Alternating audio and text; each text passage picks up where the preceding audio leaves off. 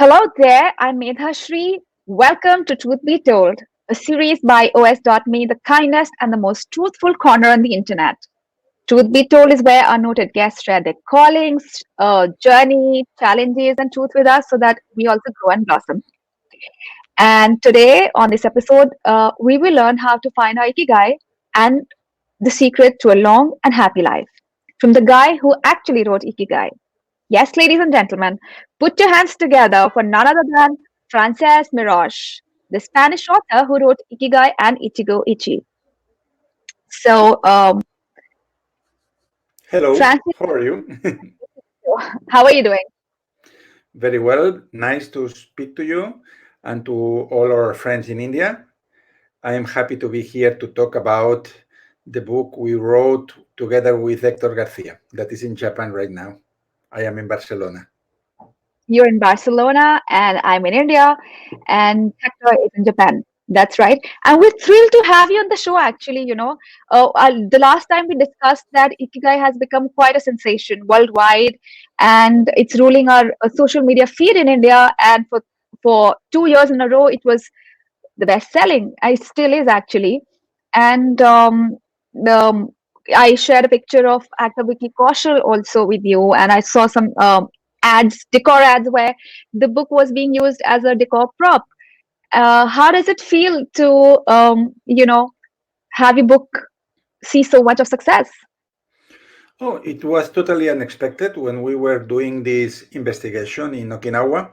We thought it would be a book for a very specific audience that love every book of Japan and everything that has to be with Japanese culture.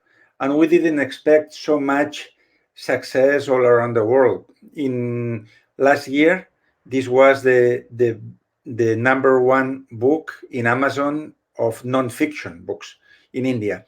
And so we feel very grateful and very happy to have so many people interested, because we in the beginning thought that was something more related with Japanese culture, and we have discovered that this is universal, and that in big countries like India, many people feel the need of finding their ikigai. Absolutely. And in fact, Oprah Winfrey praised the book, and it's just going places. And I heard that you are now coming out with a step by step guide of how to find the Ikigai. Is that right? Yes, yes. Uh, so the book had a big success in United States. Oprah Winfrey liked very much and put it in her blog in the front page. Also, Marie Kondo and many other authors.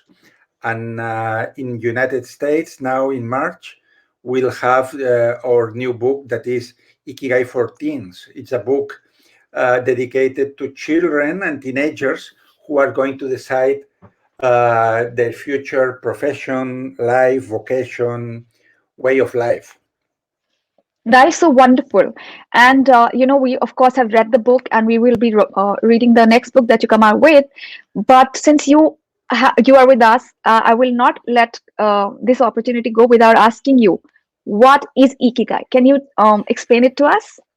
Yes, I think many Indians know already, but the definition of Ikigai is purpose of life. So the reason why you stand up every day and wish to live one day more. So, but we could translate it more simply like life purpose, your mission.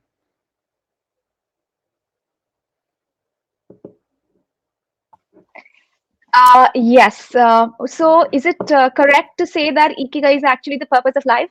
I mean, they're the It's same purpose thing. of life, it's meaning of life, it's the reason why you have energy to live. And that's why in our investigation in Okinawa, we discovered that an important secret for all these old people who were centenarians, we knew a man, 108, that was in perfect physical condition and working every day in the garden, is that they have a purpose, they have a reason, they have a why. No? And then the Ikigai would be this why in the center of our life that works like an engine that put us forward and can be very useful also in times of difficulty like this, because if you have a reason to live, then you can overcome any difficult circumstances. Yes, like you just said that we are going through some unprecedented times, and these are difficult times for everyone. So when we are in this slow pace of life, do you think it's easier to find one's ikigai? I think it's easier now than in comfortable times, because in comfortable times, life is more inside into agendas and calendars. So before the pandemics, many people had a very full agenda of compromises in your work, with your colleagues, with your family, with your friends, and then you looked at a week at your week in your calendar, and everything was full. There was no free space to do something else. And with the pandemics, everything has changed. Many people lost jobs or decided to quit jobs, and we started to have more time at home. We started to think. We liberated space. And with this new situation, many people have rethought their lives and say, I don't want to do this for the rest of my life. I don't want to live more maybe in the city. Something that has happened in Europe, especially in Spain, is that many people living in cities, they have moved to villages, to the country, because they thought, if more pandemics are going to come, I want to have nature near me. I want to have a bigger house. I want to have a garden. I want to see the sun. I want to see the horizon. So many people in these pandemic times is rethinking priorities. And I think after this, in 5, 6, 8 months, the time it takes, there will be a lot of changes in directions, because we have had this opportunity to think and to put new priorities in front of our life. Absolutely, and talking about how to rethink life and prioritizing life once again and finding ikigai. Can you help us understand how can we find our ikigai? If I were to ask you, um, maybe like like 5 steps to find ikigai or 5 ways to find my ikigai, would you be able to Actually, help us? the best thing would be that they buy the book, because it's not something that I can tell in 2 minutes, but we can make a kind of summary. Yes. Uh, First thing would be that you think what you love in your life more than any other thing. So we have many interests, we have many hobbies, we have many talents, we have different energies dedicated in our lives to different things. But we should decide which thing comes first. What is the thing that you enjoy more than any other else? Second thing we could do is to ask ourselves, where are we more useful to society? So everybody has been born for some mission in this life. And so you should examine if you are useful solving problems, talking to others, doing intellectual work, doing something artistic, doing something physical. So you find your element, as Ken Robinson said, and then you see where can you be more useful to society? How can you improve the world from your position? And then we could ask also ourselves what life is demanding from us, because sometimes there is a difference between what we wish and what we need to do. This is called in creative in the creative world. It's called the Pixar rule for the Pixar studios.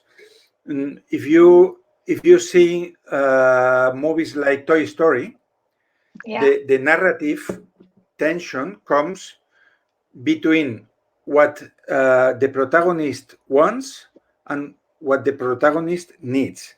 And if we think in Woody, this cowboy of Toy Story, he wants to be again the first toy of the child, because this Buzz Lightyear comes there. But Actually, what he needs is to learn to be a friend.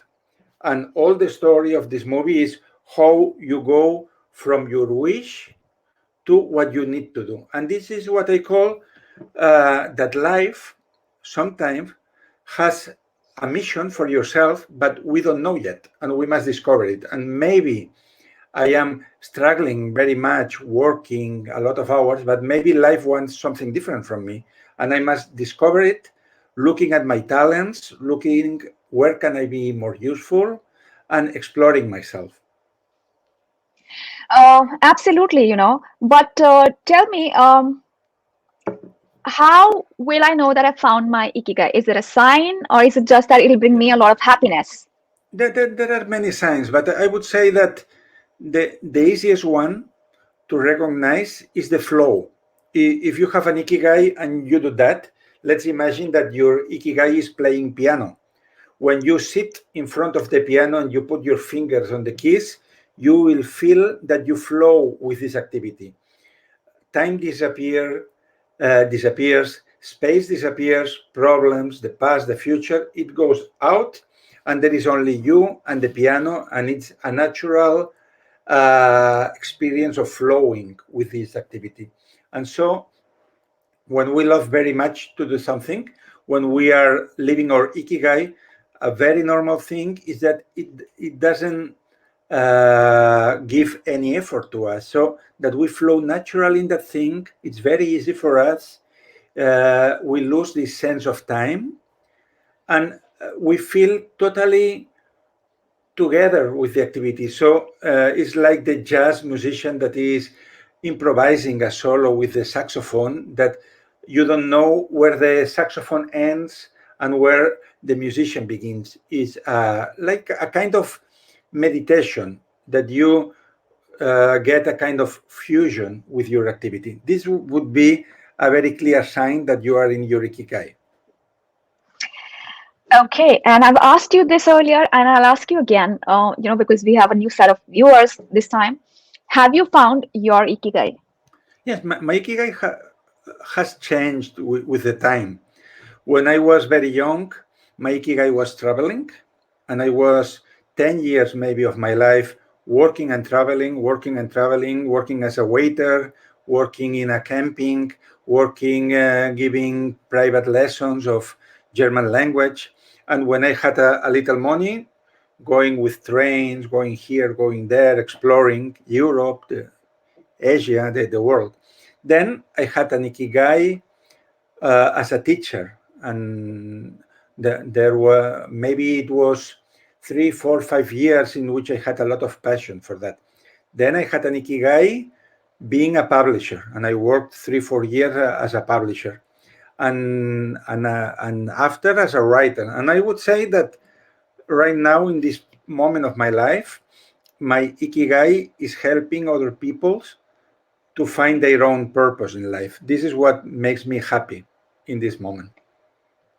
Absolutely. And, so you're saying that there could be more than one ikigai for somebody, and it can even change over time as we grow Yes, and, it can change. grow with When experiences your in life. life changes, your ikigai changes too. So, if somebody, for instance, gets divorced and has a kind of life, and then changes to a different flat with a different person, or is now alone, or changes city, or maybe the company where you work closes and then you go somewhere else, your ikigai changes, because ikigai is totally related to your circumstances and to your way of life. So it's normal, for instance, for a boy, for a girl, that when they finish school, they finish the high school, and they go to university, and after that, that the ikigai goes changing with the different moments of life. Actually, I think it was Rudolf Steiner, a German philosopher, and he said that our life changes absolutely every 7 years. From 0 to 7, we are little children. From 7 to 14, we are preteens, we are teens. From 14 to 21, then sex, career, money appears. And so it's normal through life, if we are creative people that every 5, 4, 6, 7 years we change our priority, and it's we follow different ikigai. It's really strange that somebody from childhood to the end of his her life follows the same thread. And like you said, that our life changes every 7 years. And you've been to India, you're pretty familiar with Indian spirituality and how Indians, have or India has been a cradle of things like yoga and spirituality and mindfulness and things like that. And like you just mentioned that, our lives are divided into 7 years or changes every 7 year. In India also we have this concept where we say that we have four avasthas, or and I'm not really sure now, four or five, like, so we are kids, so our life purpose is different, our duties are different, and then you become an adult, then you get into grahast jivan, which is like when you get married, and like eventually you get into spirituality and in the service of humanity and God. So and you've been to India so many times, and I've asked you this earlier as well, and once again I'll ask you, why do you not write something on Indian spirituality? I mean, I've read a lot of your books which talk about Japanese stuff, Mm. Okinawa, of course, and then you wrote Ichigo Ichie, which is about mindfulness living and living in the present. But why not at least include something Yes, on Indian because I spirituality? think that Indian spirituality is something so big that if you are respectful as an author, you need to study much more. I have read a lot of Indian authors, but I don't know enough. When I was very young, I was always reading Jiddu Krishnamurti. I liked very much his speeches. He's a very rational man, but it was interesting. I love Ramana Maharshi, and I love the old masters. Of course, I love the inspirations of Buddha and many other things. But I think to write properly about Indian spirituality, I should read the sacred writings and study much more than I know now. But I find it very, very interesting because it's the cradle of spirituality in the rest of the world. Absolutely, and I know you respect it, and that's why you feel that you have to first dive in the ocean and then come out and write about it. But maybe when you're like, for example, I was reading Ikigai, and there you talk about sun salutation, which is actually pranama, Yes, yes, Surya Namaskar, sorry. So those are yoga things, and maybe there we should totally credit India, totally. about. Yoga actually is so spread in all the world that if we go to California in United States, is more popular yoga than any other Western sport. So I think the Indian wisdom has influenced the whole world, and many things maybe that are famous in Japan, like the Zen philosophy. It comes from China, but originally it comes from India too. So everything that has to do with meditation now in United States, they call it mindfulness because this doctor of New York was experiencing this with patients, and it comes from many different religions of India. So I think that this millenarian tradition of looking at yourself inside and being in harmony with the others and with yourself has influenced and has taken many names in the Western world. So it's very nice to go to the sources, and I think we need a whole life to understand everything what India meant for spirituality, because That would be amazing. Yeah. it's so huge, the heritage and the different religions and masters and streams that you need a whole life to investigate that. Absolutely, I totally agree with you there. And that brings me to your second book, Ichigo Ichie, which I have with me again. And it's a wonderful book. It talks about being mindful and it says, learn to make every moment a once in a lifetime experience. Mhm. So, if I were to ask you, what is Ichigo Ichi? Is it about living the moment? Ichigo Yes, Ichigo Ichie is one of these nice Japanese expressions like Ikigai that doesn't have an exact translation. Ikigai, Iki means life, and Gai means worth doing it. So would be a life worth being lived. And Ichigo Ichie is a Japanese expression that we find in every tea house, in the traditional tea houses in Japan. And it means literally one time, one opportunity.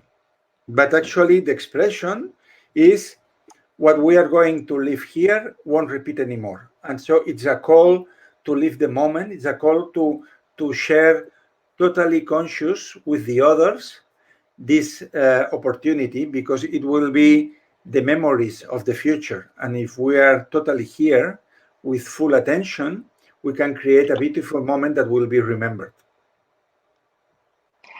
Yeah, and I remember that last time we discussed that um, Ichigo Ichi is not exactly carpe diem, which means seize the day. And you explained it to me that carpe diem is more aggressive and violent, while Ichigo Yeah, Ichi. maybe not necessarily aggressive, but carpe diem is like saying we are going to die. We can do everything. We can get drunk. We can have many couples. We can eat as much as we can. So the mentality of carpe diem is do everything you want today because you could die tomorrow, and it is not necessarily a balanced way of thinking, a balanced way of acting and respecting your body and your mind. Ichigo Ichie is something more spiritual. Is the a call to be aware that what we are living here won't repeat. So if we lose this opportunity, we will lose it forever, and we cannot have never another encounter like this. So it's something that has more to do with mindfulness, with meeting other people, with meeting with yourself. It has not to do with eating and physical pleasures. And carpe diem has a lot to do with physical pleasures. Absolutely, I've understood that, and I hope our viewers also understand that rightly. But there's so much stress on living in the moment these days. Of becoming mindful, and it has this concept has been commercialized totally. So, if I were to ask you to help us live in the moment, would you have any tips to help us live mindfully and realize that this moment is unique and it is not Yeah. going to come back ever, and we should live fully? The easiest way is avoid the multitasking. So the big problem to live in a mindful way, to live Ichigo Ichi experiences, is that we want to do too many things at the same time. So you go on the street and you are answering your WhatsApps, your Messenger. You you don't see the other people. You don't see the sky. You don't see the sun. You don't see what is happening around you. And it happens the same in many social meetings. Now, social meetings have been restricted, but even so, when we are talking with somebody in the screen, like now, it's very easy that our attention goes to the cell phone, and we are looking what happens in WhatsApp, what happens in Facebook, what happens in Twitter, in Instagram. And this multitasking, what it brings a lot of poorness in quality of attention. So it means that we are in many places at the same time, but we are nowhere actually. So I would say that the first step for a Ichigo Ichie life would be doing only one thing at the same time with all our heart. Right, and like you mentioned that multitasking is actually not really a virtue, and I told you that our founder is actually a realized Himalayan monk. And one of the things that Om Swami says is that distraction is something that affects our productivity and it also keeps us from living in the moment, just like you said it. But tell me, is it really possible in the modern world, because there's so many distractions all around, like you just Yes. mentioned that people are fiddling with their phones and there is a It's notification there and possible, yes, with discipline. So we must think that all these devices are very useful and they can make us our lives easier. It's not that we must renounce to these things. We must learn or relearn how to use it. So if we have a computer, if we have a tablet, a mobile phone, that's perfect. But we shouldn't allow that these devices control us. We must take control of them, and we must decide when shall we pay attention to these things. So I would say that we need discipline and to have a schedule. For instance, the big masters of creativity, they recommend that when you wake up in the morning, that you Mhm. don't run to the email, because if you start the day like this, going to the email and answering this and that, you are losing the best energy of the day in things that you could do in the evening when you have a lower level of energy. So it would be better the first hours of the day to do what is really important for you. If you are writing a book, these first hours must be for the book, not for the email, not for another things. And then decide when you have this device open and when you have it closed. So there are people who go to bed every day with the cell phone, and 5 minutes before trying to sleep they are answering things and looking social media, and it brings a sleep of very poor quality. So we should know when do we use these things and when we put it aside, and we can enjoy real life. So if we find a balance, then it will be very, very nice to have all these small robots that help us. But if we are all day depending on what happens in this little screen, we are slaves. There is a big master in mindfulness in Spain. He's called Martin Asuero, and he told me a thing that I like very much. He said one day, Francesc, important people don't put the mobile phone on the table when they are with other people, having lunch or in a discussion. Because if you put your cell phone on the table, you think that what happens every minute can change your life. So you are not important enough to let the rest of the world waiting 1 hour. But really important people, they can put the mobile phone aside and the world will wait for them. So this is the mentality. Absolutely, in fact, this reminds me of Hollywood biggie Christopher Nolan. He doesn't even keep a mobile because he thinks that, he doesn't have to go around. World can wait. The world can wait The some world can hours. wait. And yeah, Yeah. absolutely. I wish all of us reach that state someday where we think that the world can wait and we don't have to, run after every opportunity.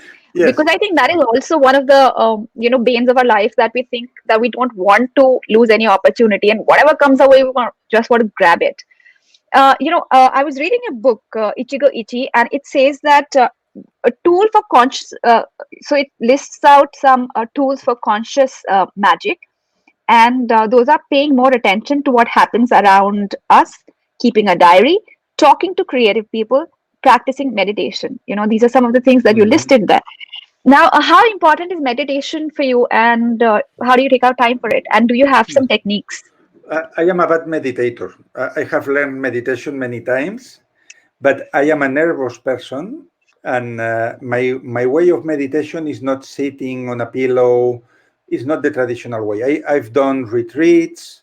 I have done mindfulness courses many times, but my way of meditating is being totally present in what I do. When I play the piano, that I have a piano at home and I love to play, then I try that all of me is in there, all my mind, my heart. And when I am reading a book, a real book in paper, I don't allow anything to enter in my attention. So I put I put off the messages of the mobile and everything, And if I am 1 hour reading, actually I am 1 hour meditating because I am not paying attention to anything in the world. And when I go to nature, I try to be totally aware of what happens around me. And this is called actually in Japanese, it's called green baths. So that when you go to the nature, you are totally aware of what happens around you, then you have a lot of benefits for your health, because our real home is nature, it's mother nature.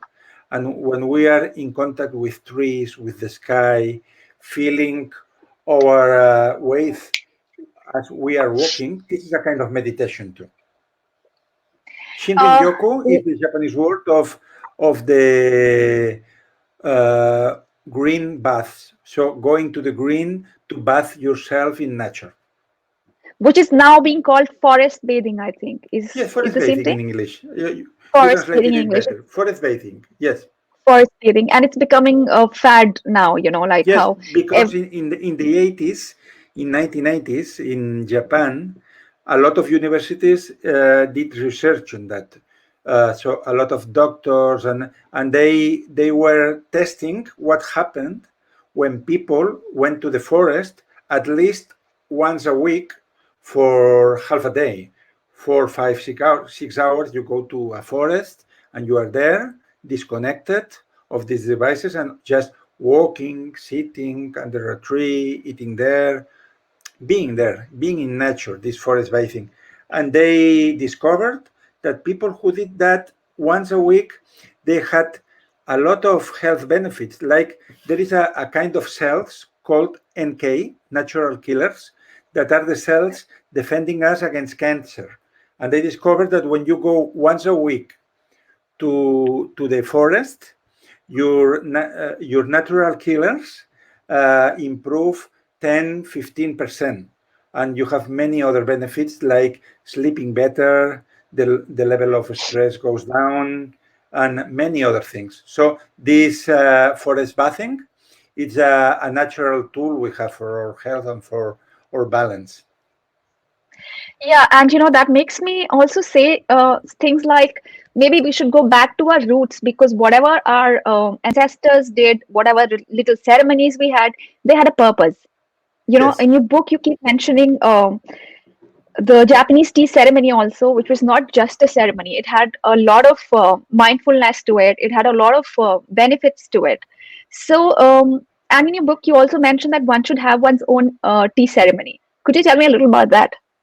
Yes, the tea ceremony is something very related with this Ichigo Ichie that we were explaining. Actually, it comes from China.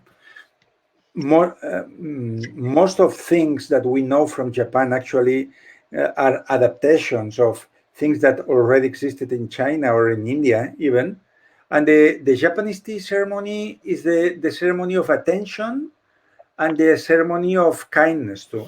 So for me, it's very important when you are having a tea or a coffee or something with your friends around the table, even if it's not in a tea house, that you have the spirit of the chanoyu, that's the Japanese name for the tea ceremony, that that is the purpose of bringing souls together. And how we do that?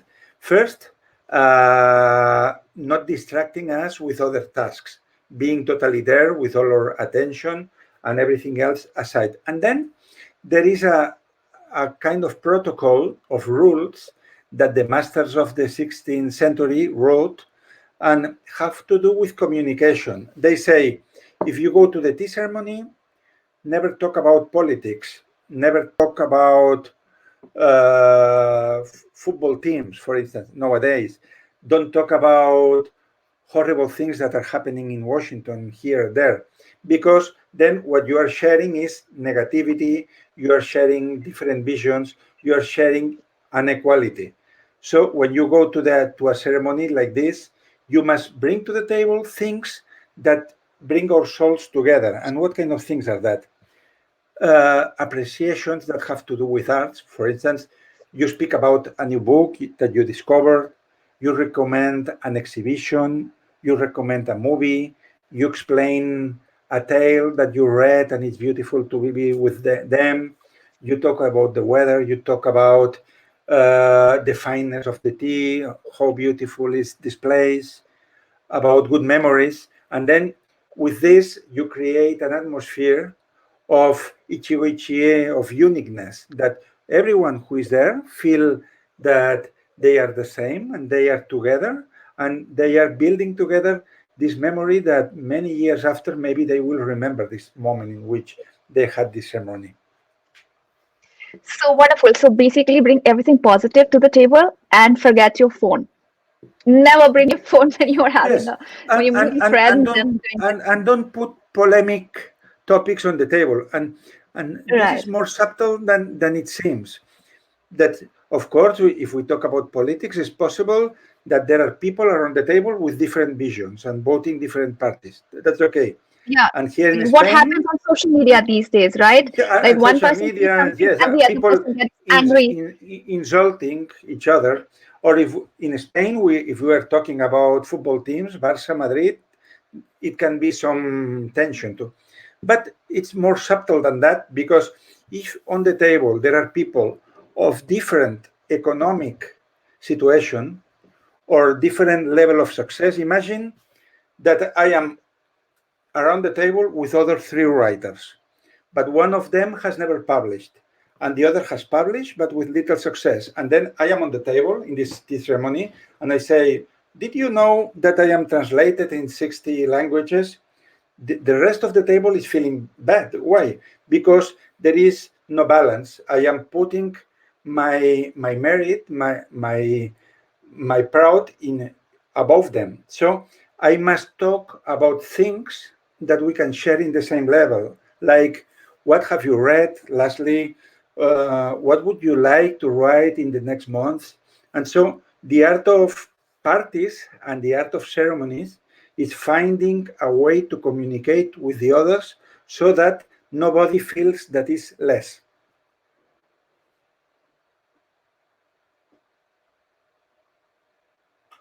Oh, Yeah. So absolutely, nobody feels should feel less, and everybody should feel cared and loved. That is the key. And also, we are a writing platform, like I told you. We have writers who write and they get paid. So there is no one better than a best-selling author to give us writing advice. So, but before that, I want to understand from you, how did you think of writing Ikigai or Ichigo Ichie or your other books? how? How How? did you uh, think of writing? Why? What motivated you to write a book? Quite, in a quite natural way. Actually, Ikigai, we were with Hector in a park in Tokyo, and we were thinking about doing some trip together. We wanted to travel to some place where we had never been. And then Hector was telling me that his father-in-law, it's a man from Okinawa, has told him that Mhm. north of the country there was uh, this little village, Ogimi, with the Guinness World Record of longevity. And so Hector said, why don't we go there and interview these uh, old people, interview the centenarians, and we asked them what is their secret. And so it was the beginning of the writing of the book. It was the adventure. So we decided to go there, but before we passed by a period of documentation. That's something that every writer must do. Before starting to write, you need to be well informed about the place, the topic, previous investigations. What do you want to do, to have some kind of a script, to have some purpose in what you plan to do. And I think it was 4 or 5 months after that we arrived to the north of Okinawa, and then we could do that. But it was part of our adventure in life. We didn't know that it would be successful. We found it was funny to be there, and it was interesting, and we were asking things that we wanted to know, and it was only after that we could share it with the others. So I would say an advice for any author: write things that you love to write, that you love to read again after, and then you never know if it will be just for yourself, maybe for 100 people, or maybe for 100,000. So the result doesn't belong to you. Just have fun, write what you want, discover yourself in your investigation, in your novel, in your work, and leave the rest in hands of the universe. Absolutely, that's an amazing advice. Give your best and leave everything to the universe. Um, and I've also heard that people say when you want to be a writer, you have to first be a very good reader. Like before you write, read a lot. So, do you also believe in this advice? Should people first be reading a lot before they start writing? Yeah, it's very useful. Actually, there is a a very good book about writing, the one of Stephen King on writing. I Hmm. recommend it very much.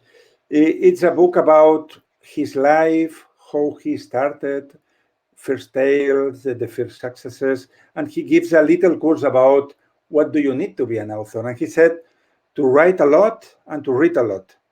And I would say that you must do both things because if you read a lot, then you are discovering a lot of different strategies, ways to write dialogues, to write descriptions, different ways to surprise the reader. And if you write a lot, then you are refining yourself constantly. So I think it's only after writing thousands of pages that you find your own style and you feel strong to explain everything. So reading and writing are two things that come together. Because of that, when we give some courses to young people sometimes, and somebody comes to me and tells me, I am not reading anything because I don't want to be influenced when I write. I say, big mistake. If you read Dickens or Shakespeare and you are influenced by Shakespeare, thanks God that you have this influence because it will be very good. And actually, there is this leitmotif for an American author said, still like an artist. That is very important. When you start with something new, when you start writing, and maybe you are a young person or you are not so young, but you don't have experience, it's a very good exercise imitating in the beginning. So if I like fantasy, I start imitating the books of Harry Potter or Tolkien, what I love, and I write exactly like that with my own story. And I do some hundreds of pages, some thousands of pages, and then my own style, my own story, my own vision of the world will come. But it's very good starting imitating the masters and then finding your way naturally. Absolutely. But tell me something. Yeah, so I was asking you if there is enough money in writing. Can somebody just leave their job and start writing This for a is living? when we are speaking about arts in general, not only writing, it's you must do it because it's your passion, because money comes to one person every thousand, but it happens the same with acting. Before writing, when I was very young, I was an actor in theater, and I never expected to earn money with that because there are so good actors in Spain, and what to say in India, Bollywood. No, there are a lot of people very good in that. So when you start that, you don't know if you will be the 0.1% of successful. You must do it because you have a passion. But actually, in all the artistic fields, writing, acting, painting, photography, you must be the best among the best, or you must be very lucky with your topics to go to the top. So, and it will come with time. It doesn't come in the beginning. So if you start writing your first book and you are thinking of the money, it will help that you get a bad book because you put the result in front of the process, and what you need is to be good at the process, and nobody knows.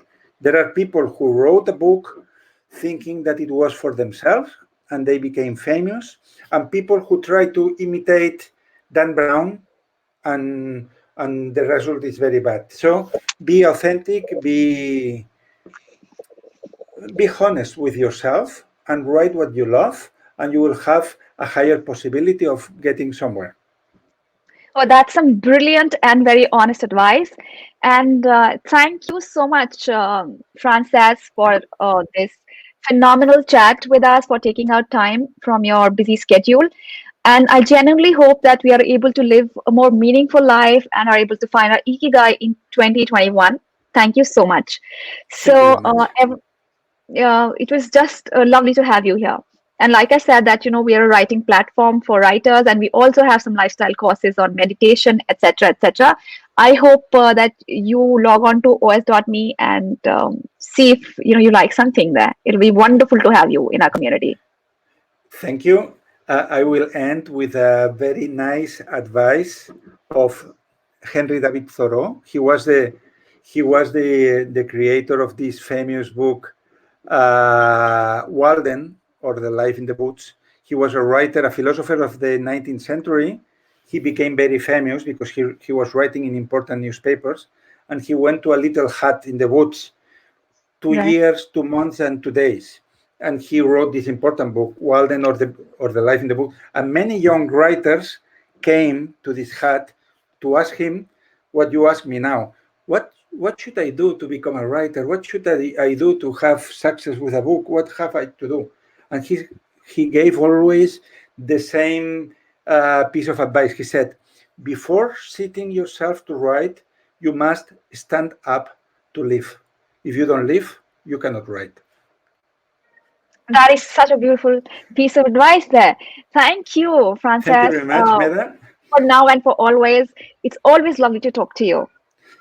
Same to me, and have a very beautiful 2021 with a lot of friendship, love, writings, good books, and a good life.